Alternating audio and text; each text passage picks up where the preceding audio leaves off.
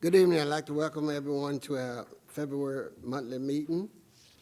Our pledge of allegiance is by Mr. Short. Allegiance to the flag of the United States of America and to the republic for which it stands, one nation, under God, indivisible, with liberty and justice for all. All right. Consent agenda, Mr. Manager. Yes, sir. On the consent agenda this evening is approval of an amended option agreement with Peoples, Inc. Incorporated related to the transfer of tax parcel number 41A1-4-Y-7, town-initiated rezoning of parcels to Industrial District M2, purchase of a 2023 police motorcycle, treasurer's reports, and minutes of previous meetings. All right. Motion to approve? All in favor? Aye. Opposed? All right. 701, public forum. The public forum is an opportunity for town citizens, visitors, and groups to commend or bring to our attention any town government-related issues. Please state your name and place of residence for the record. Limit your comments to 3 minutes. For groups present, you are requested to have a spokesman. Is there anyone in the audience who would like to speak at this time? You come up to the podium.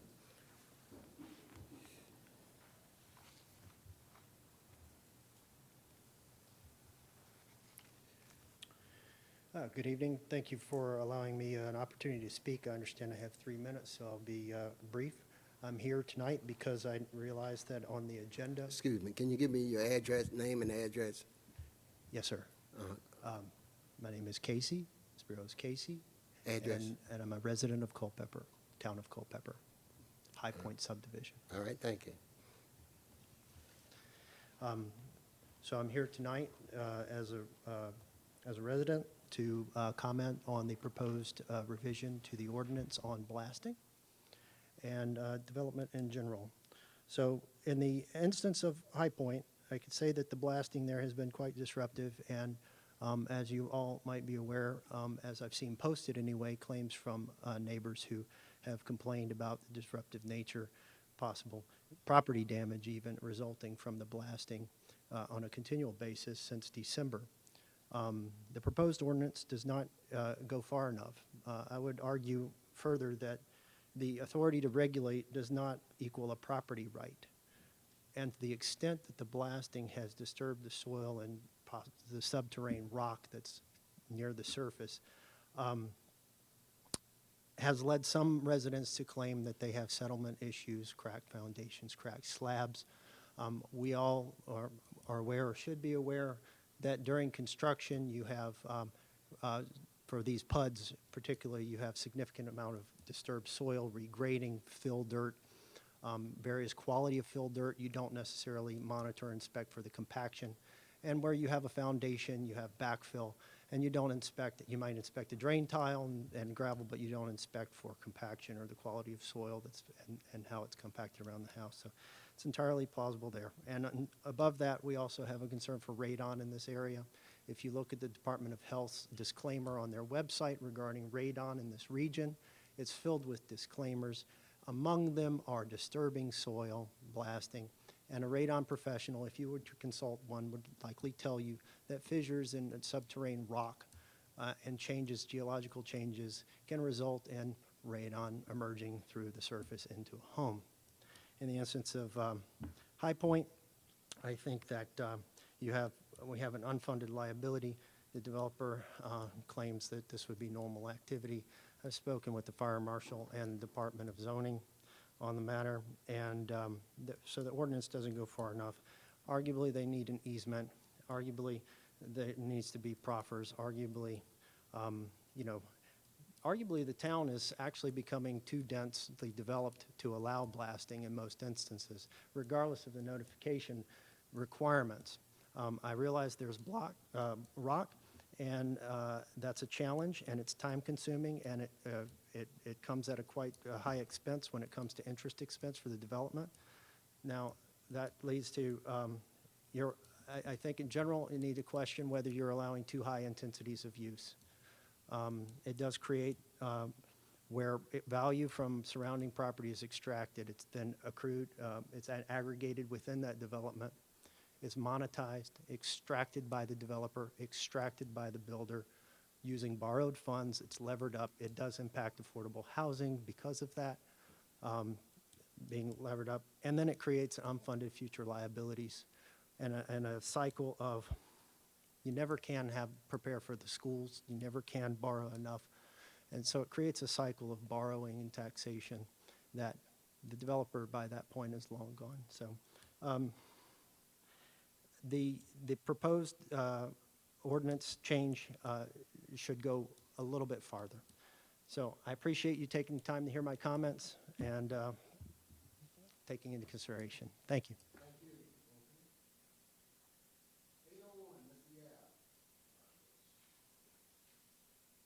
I move that council appoint Alvin Pardo Monell to the Joint Board of Building Code Appeals to fill an unexpired 5-year term ending December the 31st, 2025. I move that council appoint Joshua Headley to the Culpeper Parking Authority to fill an unexpired 4-year term ending May the 31st, 2026. I move that council appoint Jessica Amos to the Architectural Review Board to fill an unexpired 4-year term ending May the 31st, 2026. And I move that council appoint Lisa Peacock, representing Human Services, to the Public Transportation Board to fill an unexpired 4-year term ending March the 9th, 2025. And finally, I move that council appoint Anna Rogers, representing Aging Together, to the Public Transportation Board for a 4-year term beginning on March the 10th, 2023, and ending March the 9th, 2027. Second. Any discussion? All in favor? Aye. Opposed? I got one more, Frank. Oh, you got one more. I also move that council direct the town manager to proceed as discussed in closed session.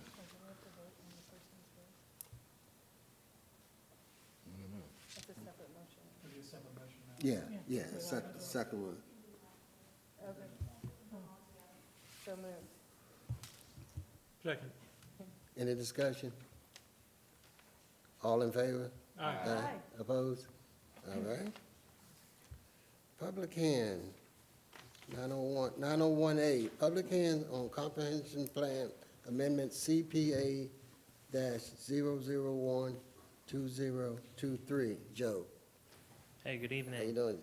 Good. On July 1st, the town accepted new parcels into town through a boundary line adjustment. The affected parcels were given zoning designations in town that were most directly corresponding to their previous zoning designations in the county. Many of these parcels are served with town sewer and water and have existing commercial and industrial uses. Staff is proposing adding future land use designations to these parcels and to update the future land use map in the comprehensive plan to reflect these new designations. Establishing future land use designations for these parcels will provide guidance to the appropriateness of future proposed development within these areas. Happy to answer any questions. Any question? All right, thank you. Thanks. At this time, I'm gonna open the floor for public hearing. Please state your name and place of residence for the record. Limit your comments to 3 minutes. Is there anyone like to speak? No one? Close public hearing at this time. All right. 901A1 RR reference comprehensive plan amendments undersigned land following boundary line adjustment. Joe? Yeah, Planning Commission recommended approval through a public hearing process. Need a second? I agree with the recommendation. Second. Councilmember Brown, Aye. Councilmember Clancy, Aye. Councilmember Kalanga. Mayor Reeves, Aye. Councilmember Ramikis, Aye. Councilmember Schmidt, Aye. Councilmember Short, Aye. Councilmember Taylor, Aye.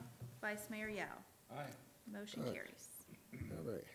9.03A1 RR reference ordinance number 0-2023-001 001 Amendment, Chapter 14, Section 14-7, blasting, first reading. Andrew.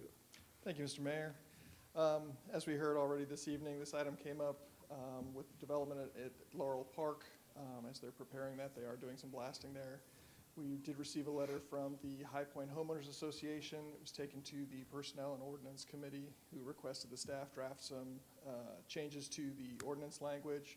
In looking at it and looking at best practices, really the best thing that we found to be able to do was to enhance the notification, and so the ordinance amendment does reflect that.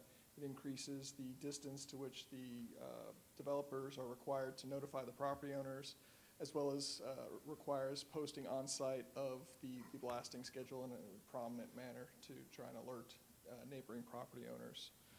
So the recommendation this evening is the council holds the first reading and adopts ordinance number O-2023-001, amending Chapter 14, Section 14.7 of the Town Code related to blasting, and authorizes the mayor and clerk to execute the document. And it's further recommended that council order that the second reading be waived and pass this ordinance on the first reading without the necessity of waiting until the next regular meeting of the town council for action pursuant to the council's power to otherwise order under Town Code Section 2-32. Mhm. The permit issued through the state runs through, I believe, April 11th. They're anticipating, I think, wrapping up before the end of March.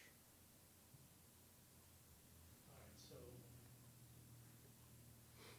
if we didn't waive the first reading and went for the second reading, possibly address some of the concerns that we heard tonight, would it make a difference? Maybe pretty much done by then. They would be done by then in all likelihood. Certainly before we could really enforce any sort of action against them. Okay. I agree with that. I think some legitimate concerns came up tonight, and I don't know if they've been addressed fully. Is that something you think you can get done by that time? We can look to, the tricky thing is that the nature of the concerns are rather broad, and our ability to limit certain aspects of this are somewhat limited. This is something that really is regulated at the state level as opposed to the local level. They're the ones who issue the actual permit for the blasting. Those who are doing the blasting need to be certified and have licenses with the individual states that they do it. So it is something that is highly regulated. We can certainly look to investigate further, but in looking at the best practices, what we've done here is essentially was largely taking the highest standard that we found from other localities throughout the entirety of the United States, actually, in terms of the notification to do it.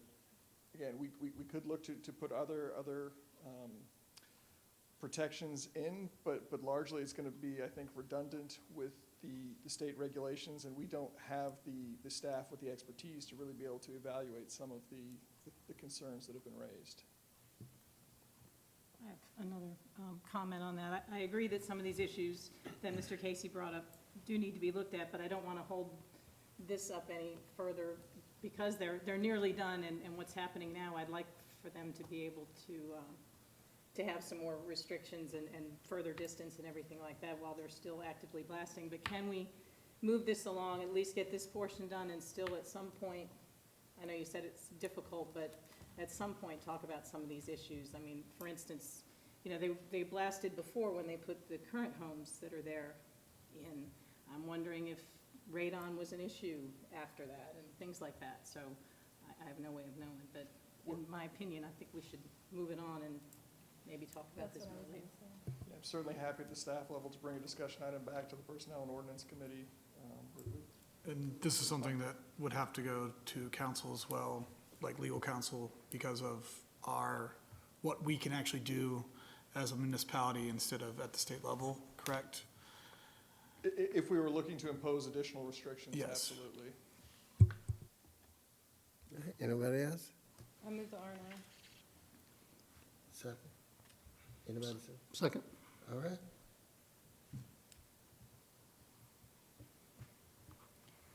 Councilmember Brown, Aye. Councilmember Clancy. Councilmember Kalanga, Aye. Mayor Reeves, Aye. Councilmember Ramikis. Aye.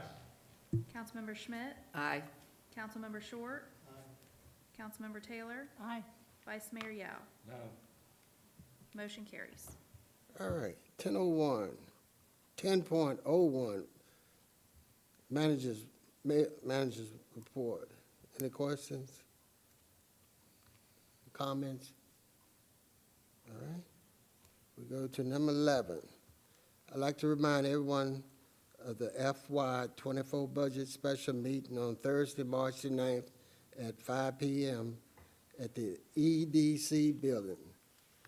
Anyone else have anything? If not, everyone have a nice night and be safe. We are adjourned.